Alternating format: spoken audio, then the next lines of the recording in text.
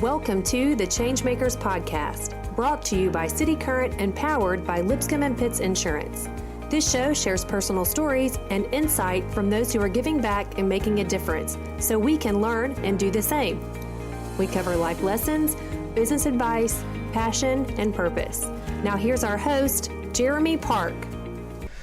Welcome to the ChangeMakers Podcast. I'm your host, Jeremy Park. This time we're in for a wonderful, tasty fiesta treat, we'll say. So he is a change maker. He's doing amazing things. His name is Mauricio Calvo. He's a good friend of ours. He's the executive director of Latino Memphis. How are you doing, Mauricio? Hola, Jeremy. I'm doing well. How about you? Doing very well. Good. I think people can, right off the top, think that, wow, that's a crazy Southern accent you have there. I always tell people I'm more Southerner than most people around here, so way south of the border. Right. So yeah, I mean, the fun of this is obviously it's a personal deep dive into your story, and then we'll talk a lot about Latino Memphis and the work that you're doing there, the good that's going on here in the Mid-South. But for starters, let's carry back to you as a young child. Give us a little bit about where you grew up. Right. So, well, thanks again for having me here today. Super excited. I grew up in Mexico City, small town with 25 million people. And I was the youngest one. I am the youngest one out of five. Just a regular middle class urban, kid in Mexico City. It was just fascinating. Like I said, 25 million people. People ask me sometimes, how big is Mexico City? I say, look, 8 million people ride the subway in Mexico City every day, just to kind of give you an idea how big it is.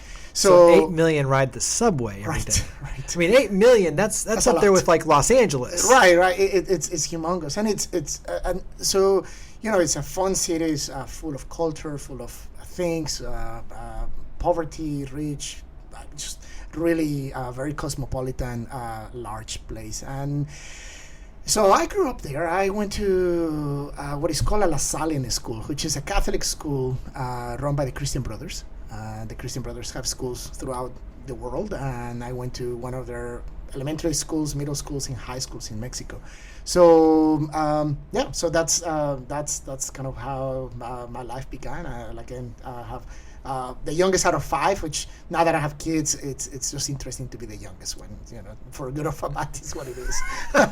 Well, let's take it in little pieces. So what did your mom and dad do? Talk about work for them. So my mom and dad, my mom stayed home, and she had a big job with 5 kids, and my dad, he worked for a construction company, and he worked for a law firm. He did different things. This is like a really interesting thing. Growing up, I always thought my dad was a lawyer, and I think so he passed away many years ago. But I think one of the reasons he never told us that, but we always kind of thought that growing up. And I think that was a way for them to say, you have to have a good education, right? And again, he never technically lied to us, but it was almost kind of implied. So he ran a couple of businesses. He did just a bunch of different things. He was an entrepreneur. This is funny. This is going to really show you how about our age. I'm 41 this year, but we had the last business that he had. We had a couple of stores that developed film. Like, do you remember when your camera had the Kodak film? Kodak had a Fuji film or something, and so we did like a 1 hour prints of pictures. I was telling that to one of my kids the other day. She was taking pictures with my phone and tons of pictures. And I said, look, before you only have like 12 shots or 24 or 36, right? So that's what we did. And I think I got a little bit of that entrepreneurship spirit out of my father primarily, yeah. So give us some fun traditions, because obviously you have to have a lot of traditions. What's one or two that stand out, either holidays or just things that you remember that you really enjoyed? So I remember living in a house full of people, always. I mean, my brothers and sisters were much older than I was. So by the time when I was born, the youngest one was 9, and the oldest one was 15. So, when I started growing up, they were all dating and had friends over and people, and I felt also that was like the little toy, just being passed from one person to another. So I remember always having people, and then my grandma lived in the house. And it's just, when you talk about stereotypes of Latinos, like I was one of them. So, tons of memories, just cooking a lot in the house, just being around family. Holidays were huge. We grew up Catholic, so a lot of baptisms and weddings and quinceañeras and all this good stuff. So I know. So yeah, that was. I think that was it. What was it? A bilingual household? Did you only speak Spanish? When did you start learning English? Are you implying about my accent? No. So I grew up speaking Spanish, of course. So this is kind of how my transition to this country began. So when I was 15, my dad passed away. And, he was like 53. And at the time, I thought he was pretty old, right? And now that I'm 42, I'm like, well, he wasn't. He was really young. He was very young. So he had a heart attack and passed away. And again, I was the youngest one. So my two older brothers have gone on exchange student trips. And fascinating, they both went to Nebraska, which you can imagine, from Mexico City to Nebraska, living a farm. And they came to this country for 1 year to learn English. So that was kind of a tradition that we had going on. Interestingly, that was like for the boys. My sisters didn't do that. I now I think back and I think, oh, that's kind of weird, but it was a different generation, right? So was it because only the boys were kind of allowed to, or is it because the women didn't want to go? Well, no. I don't think my parents wanted my sisters to go, so they actually went to a bilingual school. So my sisters spoke English because they went to a bilingual school. Interesting. And the boys went abroad. It was interesting. So I don't subscribe to that, but that was it, right? So my father passed away.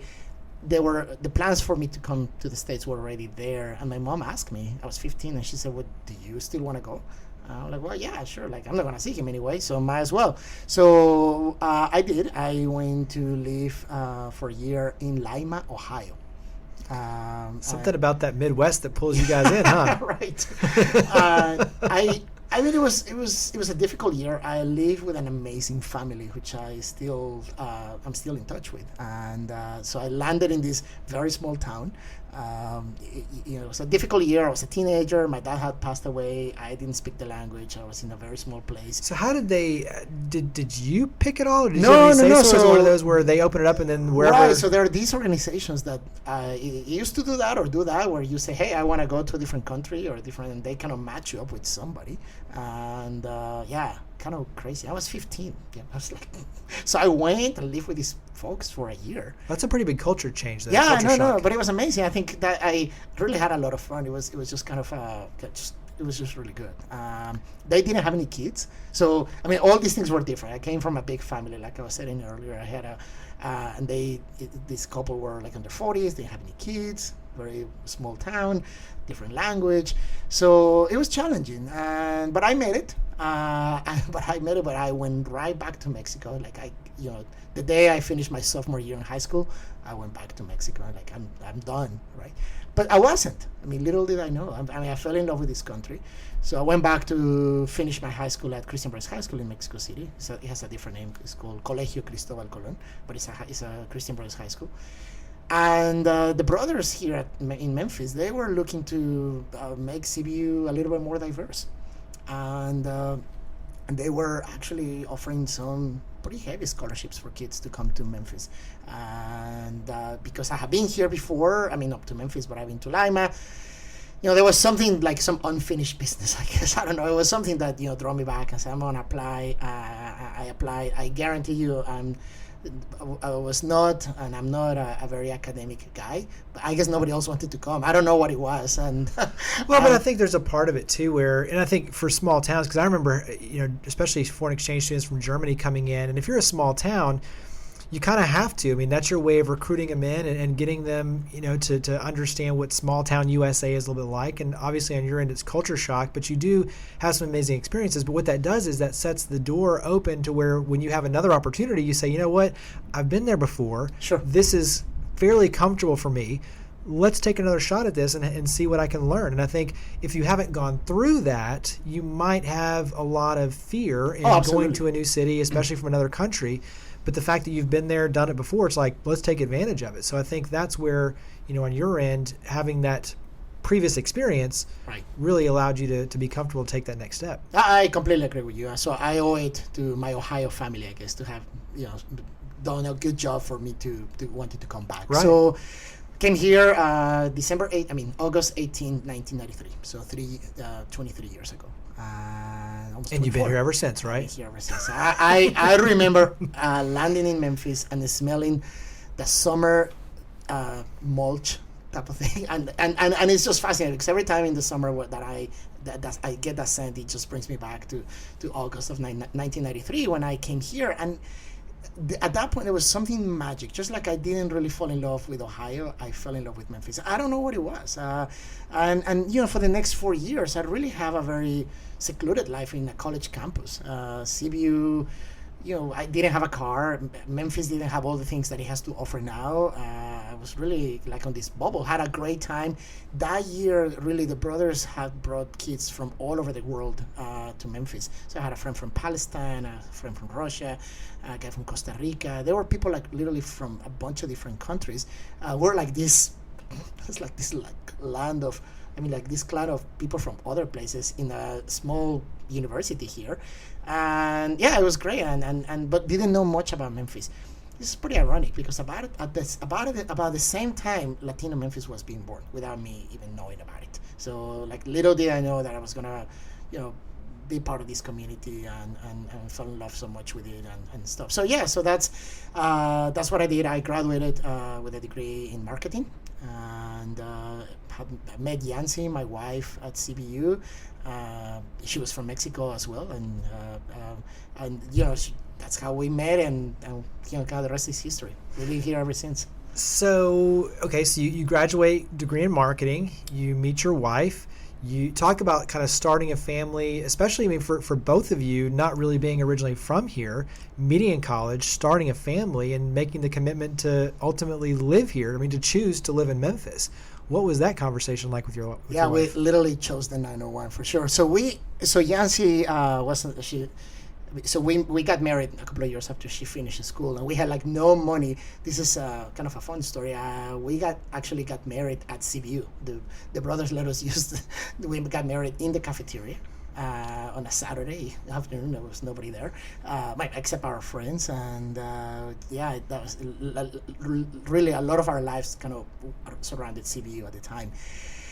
I had a student visa at the time, and then I had a work permit that follows you after you have a student visa. So I got a job at Cisco. I was a salesperson for them, and I loved it. It was like a fascinating job. I was selling food to restaurants, and I was very young. And one of the things they had me do was I would run vacation routes for other salespeople. So when they were on vacation, I would come in and take care of that route for about a week. So Cisco delivery area was North Mississippi and West, East Arkansas and Southern Missouri. So I went into a lot of small towns, and you should have seen.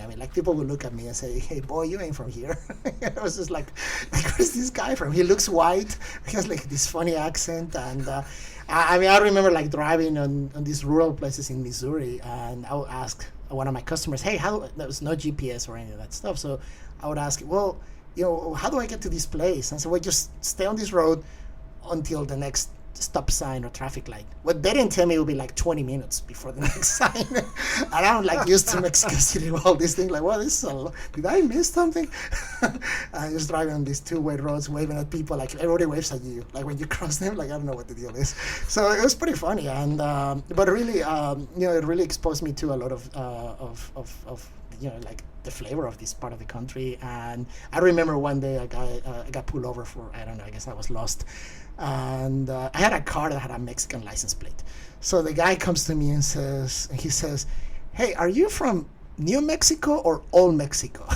I'm like, neither. I'm from Mexico City. I'm from the Mexico. The Mexico.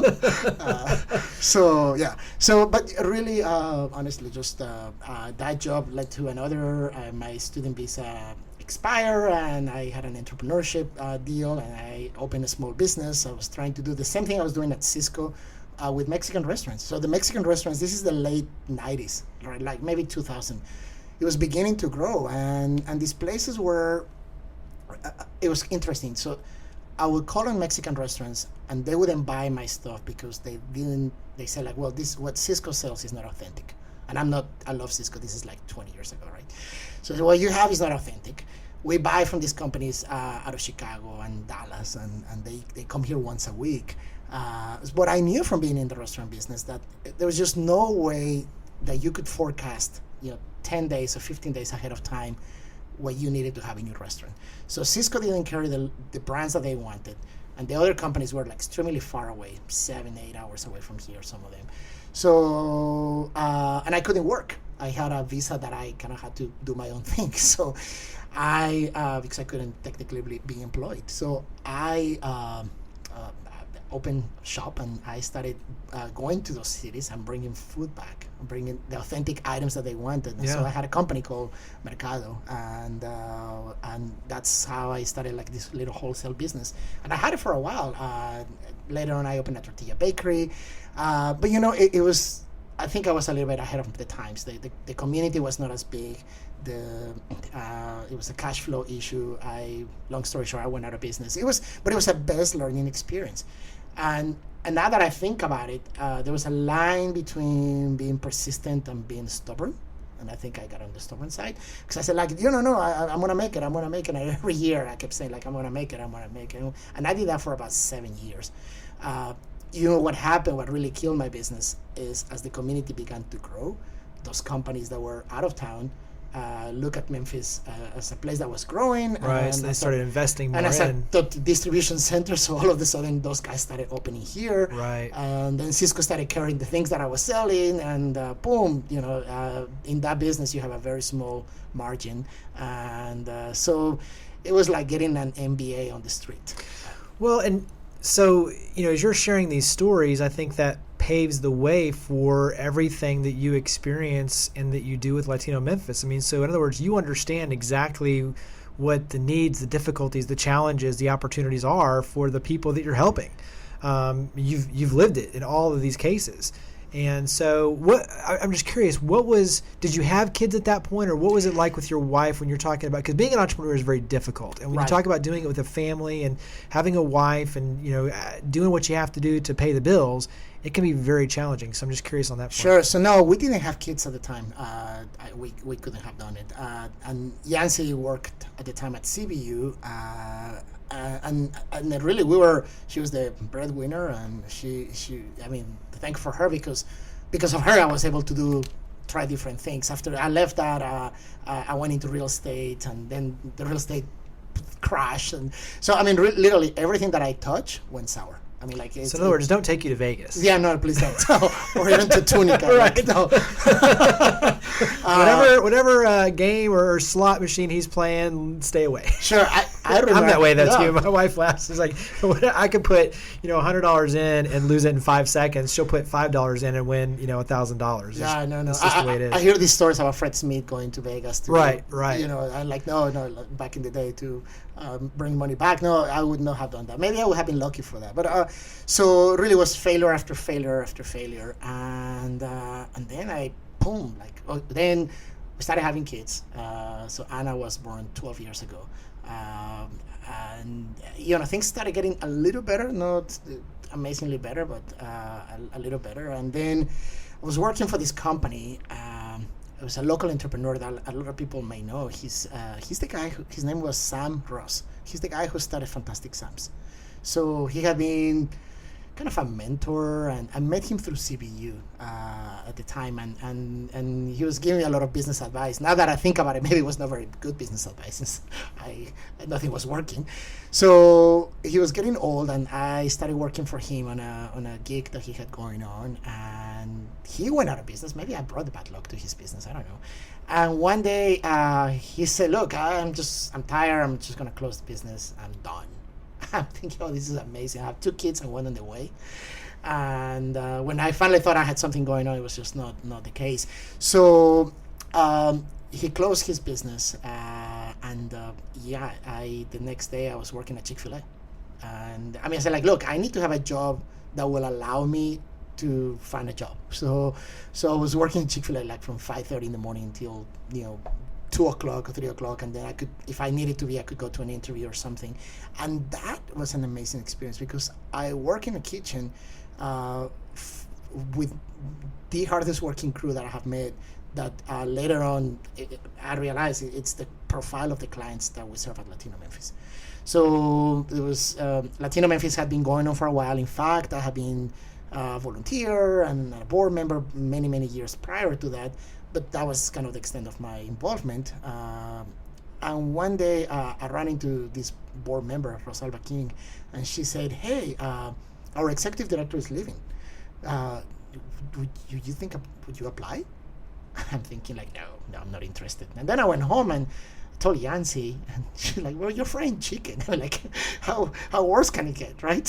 I guess this is 2008. The economy was not doing well. Latino Memphis was not doing well. And, they have been through changes, again, the economy, all these things. And, don't take me wrong. I think my predecessors worked extremely hard, but it was just, again, the financial circumstances and a lot of things. Well, in 2008 was a tough year. Yeah, it was a very tough year. So when I came in, I took that job. I was extremely excited. I got the job offer the day Santiago, my youngest one, was born. So. Oh, wow. Yeah, so it's like, yeah, fine. So left Chick-fil-A. I still have a great relationship with them. They're one of our good sponsors. I started working at Latino Memphis, really with another person and myself. So what was it like? Day one, so obviously you knew, you'd been involved with them. Your wife obviously said, "Hey, you got to do this." And so you step up, you get that job offer. And what was kind of day one like in terms of stepping in and saying, "Okay, here's a chance to make it my own, but there's a lot of things that need to be done and a lot of programs that need to be launched." And obviously you in your past, you've kind of walked in those shoes and you see a lot of the gaps.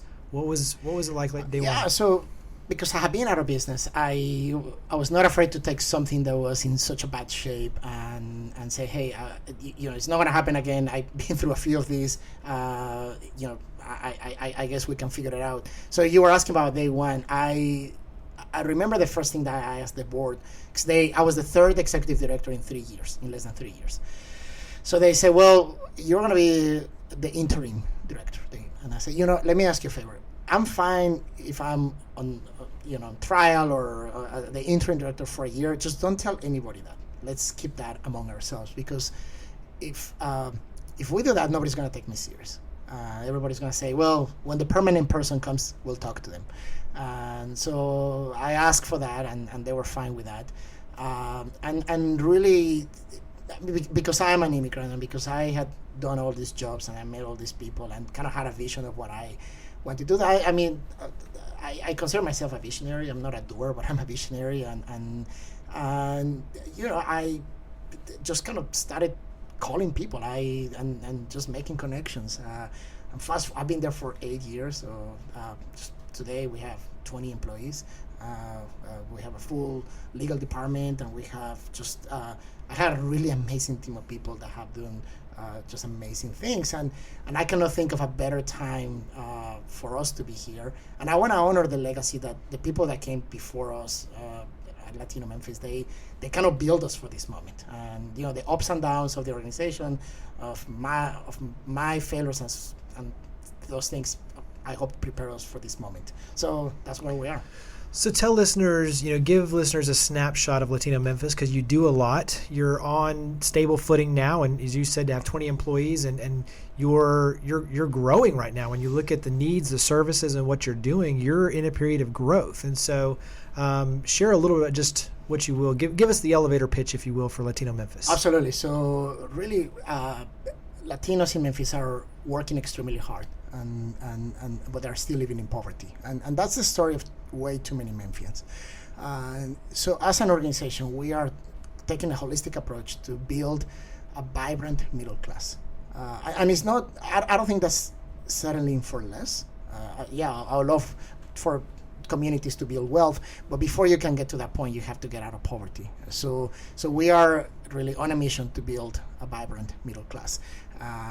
It's the fastest the fastest growing segment of our community. In fact, just like Nashville is adding 80 people a day, we're not adding that many people a day. Some days, I guess, we're losing people. And I can tell you that Latinos are contributing in many different ways and certainly growth. I done my part. I brought 3 here. So so we're all doing a little bit of that. So it is, so we have different programs. We have a program that is called El Centro that serves thousands of families per year, really giving information and referrals. I mean, we are like a point of entry, and it's not a point of entry because people are already here. This is a place that it's a service center. I mean, you're there to provide services, support. Sure. You're there to help kind of the central nervous system, if you will, where someone walks in and says, these are the things I need, and you make sure that all those things that they need magically happen. Well, right. They happen because a lot of smart people than me are behind those things and really making connections with other nonprofits, with government agencies. It serves us in so many different ways because it allows us to have a pulse of what's going on in the community. So it really allows us to connect with a number of organizations. So that's one thing. 3 years ago, we started an immigration program because many of the things we were listening to these people, people coming to El Centro, and they would say, hey, can you refer us to an attorney? And immigration was like a big thing everybody wanted to talk to an immigration about, and most people could not afford one. So we started with one, and then we added another one, and today we have 4 full-time attorneys on our staff, really providing low cost. Some people have criticized us for doing low bono because that's not what it is. We just have an affordable rate that everybody can, and we screen people. I mean, there are certain things that we don't do and others that we do, but it's great because people can talk to an attorney for a price that they can afford. So most of our work is for unaccompanied minors, and these are children that have come to this country, and so it's a really amazing work. But then we realized that it's fine to kind of serve people with the immediate needs, and so whether there's information or they need to go to the doctor or whatever that might be, and immigration, and that's it's kind of taking care of the urgent. But we were not taking care of the important. So a few years ago, we began our college access program. So we look at the numbers, and less than 20% of Latinos in Tennessee have a college degree. Well, that's not going to cut it, And I always say, like, hey, we honor all the work that we do, cleaning houses, building homes, cooking in restaurants, cleaning hotels. That's awesome. And we tell young people, like, you have to honor that your families are doing that. But there should be an opportunity for these kids to become scientists. I know you've been talking to Isaac Rodriguez. Right. Like, why not, right? So, and this is not only good for them, but this is good for Memphis. We need that, and like, I'm on a journey to make people realize well, that. And you've gotten national acclaim. I mean, President Obama inviting you guys up, you and Christian Brothers University, and receiving national acclaim for your programs here in partnership. So, this goes back to you being a change maker. I mean, not only with your story and what you're doing with Latino Memphis, but really raising the profile of education among Latinos here in Memphis and giving them access to higher education. Yeah, that's funny that you said that, and I will just say this because I know this is not about me, but it's about kind of the work. You asked me earlier, what do I want about what do I want? So I really want kids, starting with my own children and every other kid in Shelby County, to have the same opportunities that I had. So when I came to CBU, yes, I did come with a scholarship, but you know how that is. I mean, that doesn't cover everything. I still have to pay room and board, books, and all other things. So I was washing dishes in the cafeteria, which led me to my job at Cisco, because I was like, that was how I kind of learned about the restaurant business. So I was a dishwasher with a scholarship or what have you. And it was just kind of fun that somebody pointed out to me the other day that years later, we were sitting with the president of the university, with a local philanthropist, signing a multi-million-dollar deal that would allow undocumented students to go to CBU. And to me, that has been one of the most exciting moments, just kind of being able to break through that for other kids who we may never get to meet. But for CBU to take a position and say, look, it is our mission to reach out to all kids, and again, it's just what everything so Memphis is the heart of philanthropists in this city to do that, the heart of CBU to do that. I mean, it was just like really cool, and really, and remembering, not forgetting that I started in the dish room and I was at the boardroom at that moment. That was pretty cool. Full circle. Yeah. Well, and it also it shows the hard work. I mean, I always go back to another famous Latino legacy and legend, Richard Montanez, and so he was the janitor that created Flamin' Hot Cheetos, and he became a really good friend of ours. And that was his whole thing, is even as a janitor, taking pride in mopping the floor, because that was his family's name. He wanted people to know that when they walked on that floor, it was crystal clean because a Montanez cleaned that, right? And I think even with you, not being afraid to take whatever job was necessary so that you could pay your bills and continue moving forward, right? And if that meant going bankrupt on one side and working in Chick-fil-A at the next, and then being a dishwasher over here, like, you move ego aside and do whatever needs to be done to be productive, right? And I think that's where many times ego gets in the way, and people always say, well, I need a job, or I wanted this, but I don't want that one. It's like, well, wait a second. What's not good enough for you? Like, let's go in there and really work hard. And I think, everything you're talking about, it's breaking through a lot of those walls, but it's also not being afraid to roll up your sleeves and just dive in, no matter if the work is really dirty or not. And I would just add to that, not only if it's dirty, but if even if success is not guaranteed, because I think a lot of times people today, they want to start at the top. Or they want to go with something that is for sure. And I was talking to somebody who's in our office that is super young, and he was asking me for some advice. I said, like, look, you gotta take risks. I mean, like, you don't be afraid to fail, because I really think that that people nowadays, a lot of people are afraid to fail, and we miss in a number of opportunities because of that. So yeah, I mean, that's kind of part of the story. I mean, now we are launching our last our most our most recent program is called Bienvenidos, and it's fascinating because, again, in light of the uncertainty and kind of the reality of where we are as a community with the current administration, it has been very tough. The community is afraid. People have a lot of uncertainty, and it has allowed us to be able to respond, not as fast and in as powerful as I would like, but we're getting there. So we're launching our newest initiative. It's called Bienvenidos, and it's cool because it will be working. Well, it is working with the families. It's I borrow some language, between quotations, from the ACLU, saying that we are going to defend, empower, and influence on behalf of our community. So we're saying we're going to defend, empower, and advocate for the community. But it is that. So we're ramping up our legal programs, so we be able to defend people legally in courts and whatever we have to do, be able to respond to raids, be able to respond to these things, and we have that already just working. But we also have to empower people to know their rights. I have a card here that is great, but at the same time it's very scary. It's about knowing your rights. This is the scary part of the back. You can, Jeremy can see it, but you can't. It talks about a family plan. And it's a family plan is a plan that we're telling for Latino families that they need to have in case something were to happen.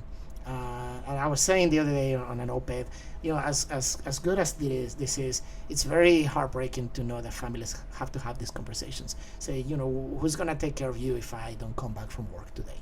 And you have kids, and you can imagine, like, hey, call on. Well, those are difficult conversations to have as families in general, because sadly, you never know. The world we live in today, with accidents, with violence, with anything. I mean, and I encourage people to do that. I was about to say, it's sad regardless, but I mean, on your case, obviously, that's much more magnified. Right, absolutely. So is doing that work. But what I really think that the most amazing part of this work is the response of the community, and how, people are willing and ready to support. So we have been talking to churches and schools and just people in general, say, this is important, and tell me what I have to do. We are doing some trainings for service providers, because doctors want to know more about it. Teachers want to know more about it. I had a teacher the other day tell me, like, look, 4 people have asked me, would you take care of my kids? She's like, well, I don't know if I can legally do that. I mean, what does that mean? What do I tell you? So it's, we're kind of using the analogy of a little plant. And Welcome in America uses this analogy all the time. So if a lot of times programs for nonprofits, let's put the analogy of the little plant, you focus on the seeds, being the people that you're serving, right? And you think, well, we have to water the seeds and they need to grow and become a beautiful plant or a tree or whatever. And we forget about the soil, and we forget about the environment, because these seeds don't grow by themselves on a vacuum. And this program is really meant to really empower not only those directly affected or impacted, but the community around it. Just because people want to help and people want to know. And I'm not naive. I realize that there are some people that were not going to be able to get on board, and that's fine. Everybody's entitled to their own position. But I believe there are people who are kind of iffy about these issues. So we're out there. We're out there talking about it. We're saying, look, these are the facts.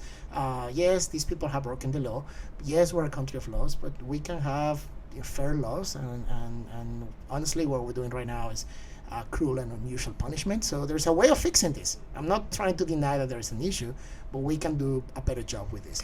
Well, and the other thing that you're doing, which I think goes back to civil rights and just if you're a number. So in other words, if I don't know you personally, if you're just a number, then it's easy to take it and say, and maybe disregard it, right? So how do I put this in words? You're bringing people together around a table, and you're doing things like turkey tamales for Thanksgiving, right? So back to the tasty fiesta. I mean, you're using all of these vehicles, whether it be food, festivals, programs, all of these opportunities to bring not only the Latino Memphis community together, but the broader Mid-South community together, right? You're connecting the dots, you're connecting the people. So in other words, now I'm getting to know you personally. I'm knowing your family. I'm knowing your friends, the others that are involved with Latino Memphis.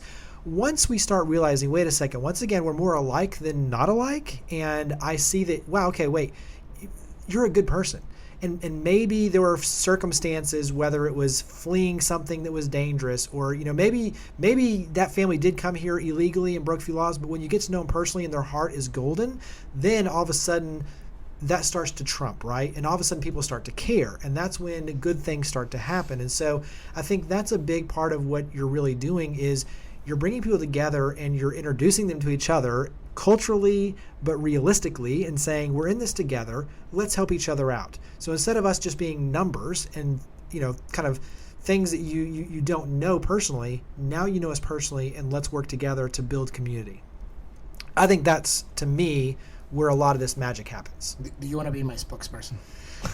We just kind of created our elevator speech. I'm just going to borrow this from you. But I go back to when you look at civil rights, and even like Rosa Parks and the story there, where there were bus riders before her, but she was so connected and she had all these different spheres of influence for the different things that she did, that when it happened to her, all of a sudden everyone cared, right? Like they knew her personally.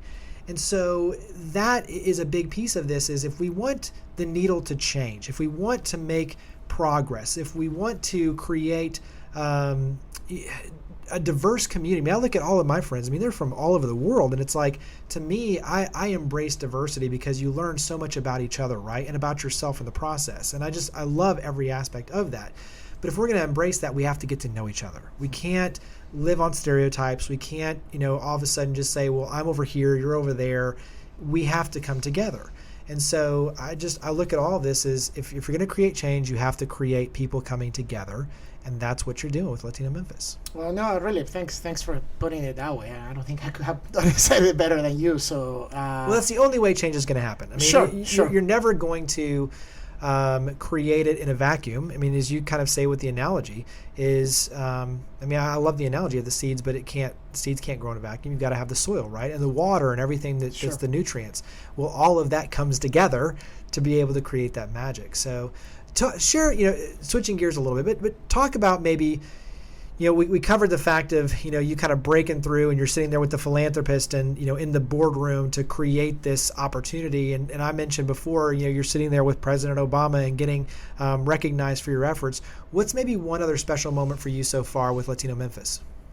I think the most amazing moments are interacting with our clients one-on-one. It's every single one of them are such an inspiration. And I'm not saying that just to sound cool. It is amazing. I honestly don't have as much opportunity as I would like to be talking to them. But the stories, I mean, when you think about these families are heroes. I mean, sometimes I think I have issues, but they go through so much. They have taken so many risks to get here. They do all this because they want a better future for their families. So really, just a collection of moments that, being with a celebrity or being with, it's cool because of this job like yours.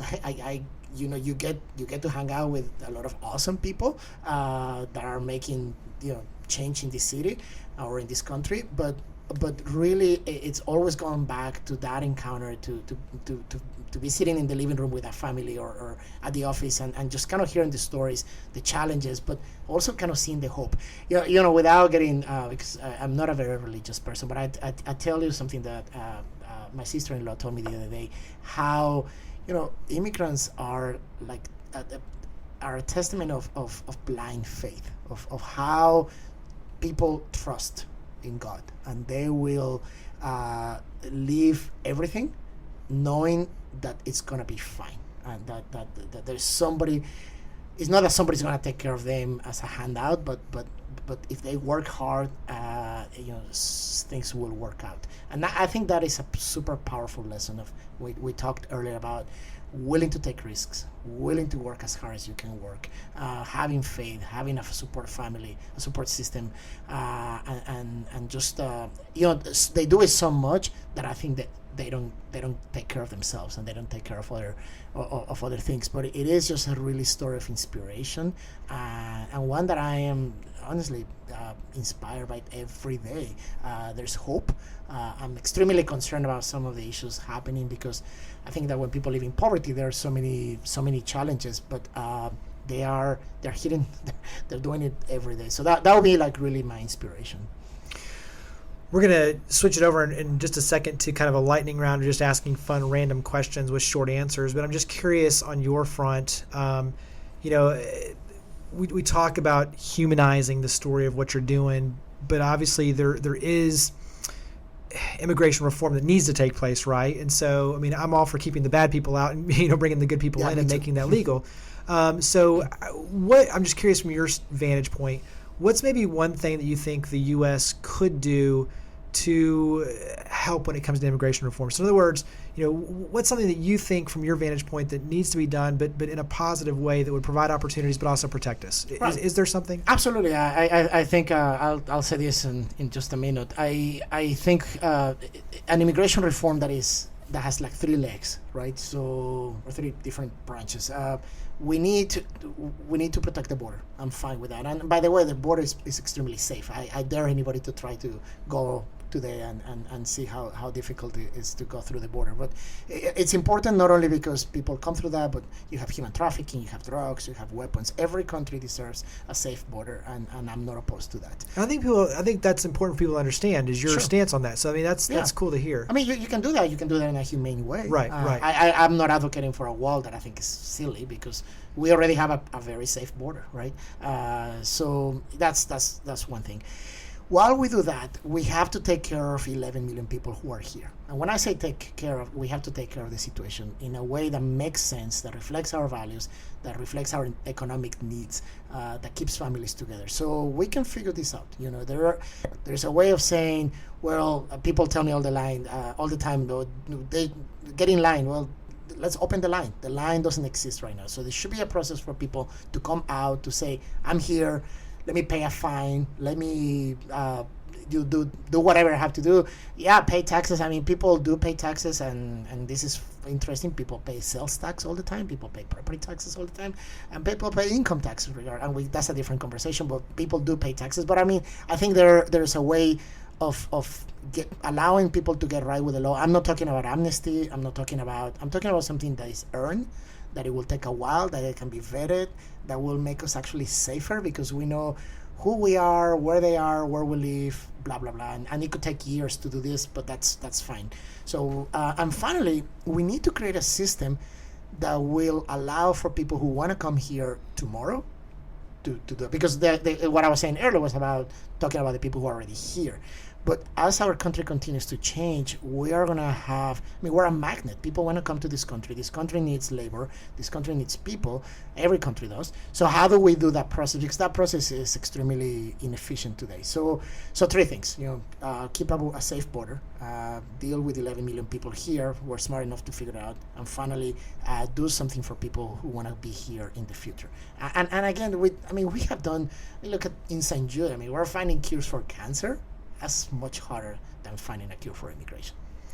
Well, we could have this conversation forever and ever, and still, not touch the surface of just all the things that would be fun talking to you about. So let's go ahead and switch it over to lightning round. Though this is kind of a fun chance just to get to know you better. There's short, quick answers. So we'll start out with kind of the first one. I don't have quick answers. I'm sorry. Yeah. Hey, well, that's fine. We've got all day. Yeah. So first one is just, what's a recent movie you've seen? Oh, God. Children's movies. So you're like me. It's funny because I always ask, it's like you can tell immediately the ones that have kids, because for me, I'm like Boss Baby, Smurfs, I know, stuff like that. It's so funny. Hey, Dad, can you watch this with us? I was like, yeah, sure, and then I fall asleep, right? Yeah, I have seen all our kids' movies lately. Yeah, sorry. What about a book you've recently read? Yeah, so I am in grad school right now, so I'm reading tons of awesome things.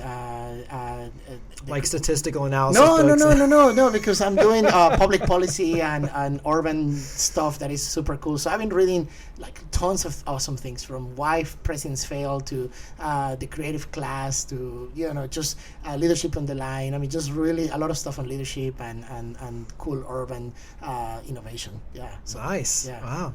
All right. So what do you like to do to relax? This is crazy working. I do love my job so much that it's almost like a mission or something, like a vocation. But I love to cook, and I joke about this, and I say, look, I love to cook and I love to clean the kitchen, because that is the one part of my day where I see a mess, and when I hit that button, the dishwasher, it's problem fixed. I can actually say I accomplished this. Fixed a problem. Yeah. So we still have an immigration issue. We still have poverty. We don't have enough Latinos going to college. But you have clean dishes. I have clean dishes. Have a perfect kitchen. So what's your favorite meal to make? All kinds. I love to grill. So yes, grill all year round, and I make this chicken that is like, I've been told that it's really, really good. You had to try it sometime. And if you put that in some tortillas and some awesome salsa, and speaking of salsa, it's the analogy that we have been using. We're not a melting pot anymore. We're a salsa where people don't lose their essence. We just come together, mix it up, and we are who we are, and it's flavor, it's celebration. Well, so growing up in Texas, Tex-Mex was always a thing. I think my wife Meredith and I were teasing the other day that we've had just about every Mexican restaurant around our area, even like within the last week. So Babalu for its kind of soft opening, we were there. La Hacienda, kind of by our house, Rancho Grande the other day. So it's like, well, I say this all the time. There are more Mexican restaurants than barbecue places in Memphis. So yeah, there's you just mentioned like 5. Absolutely. Well, we obviously have a lot more to go. So where do you like to eat? So if it's not we won't put you on the spot on a Mexican restaurant, but where do you like to eat? I'm a Memphian. I love Huey's. That's my favorite place. Yeah, and it's awesome because Yancy and I and our friends, we used to go to Huey's when we were in college, and now we go and love Lauren and everybody there, and we are now bringing our kids to Huey's. It's just kind of fun because it's like we tell them, we've been going to this place for 20 years or so. So that's my favorite place in town. So where do you like to go for vacation? Mexico. We love to go to Mexico. We don't, and now it's fun to see Mexico as a tourist, and even exploring the city. We took the kids on the subway last year. So yeah, they were part of that statistic that we started talking about earlier. But I really love going to Mexico and see my family who still lives there.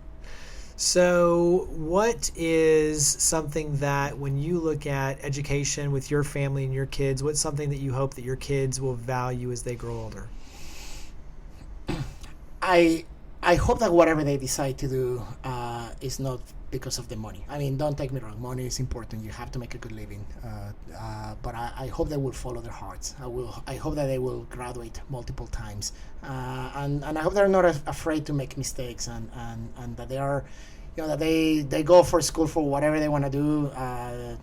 They'll figure it out later. I will tell this to my children and to everybody that we just need to do something beyond high school. And for many of our listeners that might be like, oh, of course, but for so many people in Memphis and so many people in Tennessee, we're not doing that. So less than about 40% of the people in the state of Tennessee have a college degree. So we have to graduate, and we have to graduate multiple times, and we have to continue our education. You never stop learning. And I told you earlier, I'm in grad school right now, and it's just cool that my kids see me doing homework, right? So you never stop learning. So I hope that they will never stop learning either. So do your kids think you're a lawyer? No, they know I'm not. But I have 4 that work for me. So. There you go. What's a place that you haven't been to yet, you and your wife, but you're looking forward to going? We're going to Puerto Rico this summer.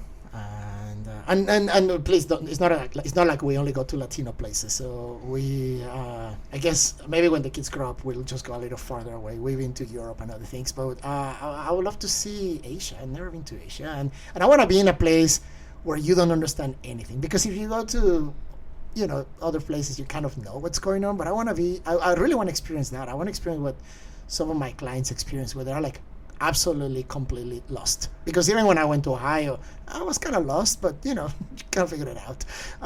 But I'm curious to be in a place where like you just don't understand the. So we need to put you like in China or somewhere I like think that. That would be fascinating. I'd love to go to Asia. Yeah. All right, so we'll say this is the last one, but there's always one after that, and that's just contact information. So this is the last one. What do you hope your legacy is? When you look at, already you've done tremendous good with Latino Memphis.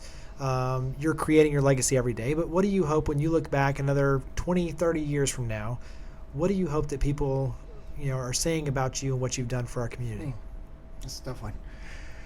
I want to make it my personal mission statement to create opportunities for other people, and just to just continue to open doors. I certainly don't want to be the only one or the last one to do whatever we might be doing. I say it now. In a couple of years, I want to run for city council. But I don't want to be the only one, and I don't want to be the last one. And I don't even know if I'll win, but I want people to know that you can take a shot, just try different things, and so I want my legacy that. It doesn't have to be my personal legacy, just like pass this idea of creating opportunities for others, and I think if all of us do that, we'll be in a much better place. I'm just curious, do you have a favorite quote or something that you kind of go in with? Because a lot of that kind of ties back in to kind of a personal mission, purpose. I'm just curious, do you have a...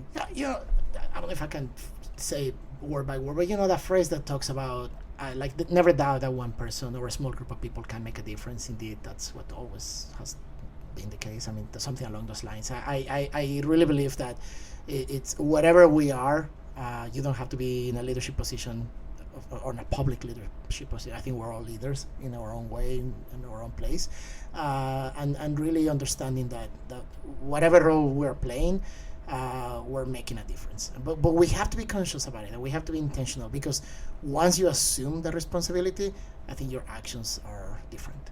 So we want people to be leaders, and we want people to know that they are making a difference, for good or for bad. We're making a difference. So tell listeners where they can learn more about Latino Memphis, website, social media. How can they get in touch with you? Sure. So we're all over the place. So latinomemphis.org. We're on all, not all, but many of the main platforms under Latino Memphis.